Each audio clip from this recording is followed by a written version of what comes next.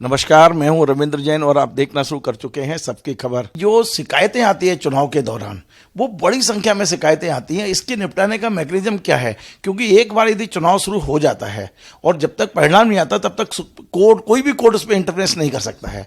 तो चुनाव आयोग ने इसके लिए क्या मैकेनिज्म तैयार किया है कि कई जगह तो 1000, 10,000, 15,000 तक शिकायतें आती है, कई जगह 1-1 लाख तक शिकायतें आती है। बिल्कुल सही पूछा आपने, लाखों में शिकायतें आती हैं। और चूंकि उस दौरान इलेक्शन कमीशन ही सर्वा होता है निराकरण करने के लिए, तो उनकी बहुत अच्छी व्यवस्था है।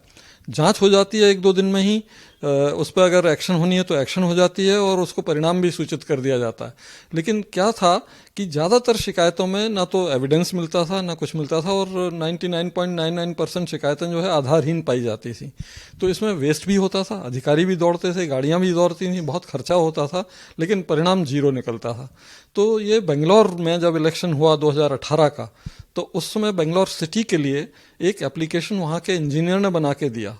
बेंगलोर के आईटी कैपिटल अपना है, उन लोगों ने बना के दिया और उसको लागू किया गया वहाँ पे। और फिर बाद में मध्य प्रदेश, राजस्थान, छत्तीसगढ़ के इलेक्शन में भी लागू किया और 2019 के लोकसभा इलेक्शन में भी लागू किया गया।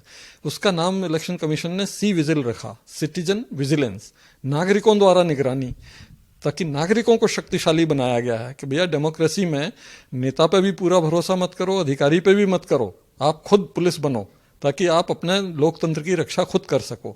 उसमें ये कहा गया है कि आप अगर वो एप्लीकेशन अपने मोबाइल में रखे हैं तो कहीं भी किसी भी तरह की गड़बड़ी कोई कर रहा है, नेता या कोई भी, तो यदि वो साड़ियाँ बांट रहा है, शराब बांट रहा है, कोई भी चुनाव संबंध कुछ भी कर रहा है, आप उसका एप्लीकेशन खोलो, वीडियो बनाओ या फोटो खींचो और सबमिट बटन दबा दो बस।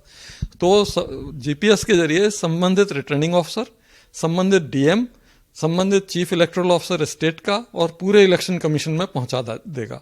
और इलेक्शन कमीशन ने उसमें निर्देश ये दिए हैं कि 100 मिनट के अंदर, जैसे ही मिली आपको तो उसमें डेट और टाइम आ जाता है, 100 मिनट के अंदर रिटर्निंग ऑफिसर या जो भी फ्लाइंग स्क्वाड है वो उसकी जांच कर लेंगे, मौके पे जाके उस पर एक्शन ले लेंगे। अगर एफआईआर दर्ज करना है तो एफआईआर दर्ज हो जाएगी, अगर सीजर होना है, जब्ती होनी है तो जब्ती हो जाएगी, अगर अरेस्ट होना है तो लोग अरेस्ट हो जाएंगे। और ये सब करके आप उस व्यक्ति को जिसने वो भेजी थी शिकायत, उसको सूचित भी कर देंगे कि आपकी शिकायत पर जांच हुई, शिकायत सही पाई गई, इतने लोग अरेस्ट हुए, इतना जब्ती हुई और ये एफआईआर दर्ज हुई है।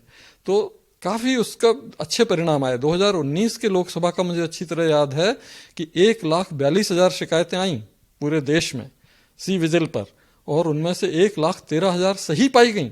तो इसमें एक प्रावधान ये भी होगा ना कि ये यदि कोई शिकायत करता अपना नाम देना चाहे या छुपाना चाहे। हाँ, ये भी हम लोगों को करना पड़ा, पहले नहीं था, लेकिन ये बेंगलोर के इलेक्शन में एक सबक मिला। तो उसमें इलेक्शन कमीशन ने ये भी डाल दिया कि अगर आप ताकतवर नेता के खिलाफ शिकायत कर रहे हैं तो आप एक बॉक्स बना दिया कि इसको टिक कर दीजिए, तो आपका नाम और नंबर इलेक्शन कमीशन के पास नहीं आएगा, वो आपको एनोनिमस रखेगा। और उसमें अगर नेता को नुकसान हुआ तो वो ये नहीं पता कर पाएगा कि किसकी शिकायत पर हुआ है, और आप बचे रहोगे। ये भी प्रावधान उसमें है। ये जो सॉफ्टवेयर है, इसके जरिए, इस ऐप के जरिए जो शिकायतें रही हैं वो फर्जी शिकायतें कम हो रही हैं, जिनाई ज़्यादा हो रही हैं। फर्जी शिकायतें एकदम खत्म ही हो गई और असली शिकायतें ज़्यादा हो गई, और इससे लोग डर गए। यहाँ तक है कि इसका प्रचार प्रसार इलेक्शन कमीशन ने बहुत करने की कोशिश की, इनफैक्ट 2 करोड़ रुपए खर्च करके विज्ञापन तक निकाला। लेकिन आज भी मैं जिस मीटिंग में जाता हूँ, अधिकारियों को, पत्रकारों को, जनता को, किसी को नहीं पता कि ऐसा भी कोई सी विजिल ऐप है, किसी को पता नहीं है, क्योंकि प्रचार एक बार होके रह गया। बाकी वेस्टेड इंटरेस्ट इसको आगे बढ़ने नहीं देता। को करना चाहिए, कायदे से करते हैं ना। यहाँ पे हमने तो इसकी बरकतुल्लाह विश्वविद्यालय से इसकी एक वाहन रैली निकलवाई भोपाल में इलेक्शन के पहले कि आप देखिए सी विजिल का उपयोग करिए। लेकिन क्या है कि लोग दबा देते हैं ज़्यादा। आपको हमारा ये कार्यक्रम पसंद आए वैसे शेयर करें, लाइक करें, कमेंट करें, और आपसे बार बार निवेदन, हमारे चैनल को सब्सक्राइब अवश्य करें। धन्यवाद।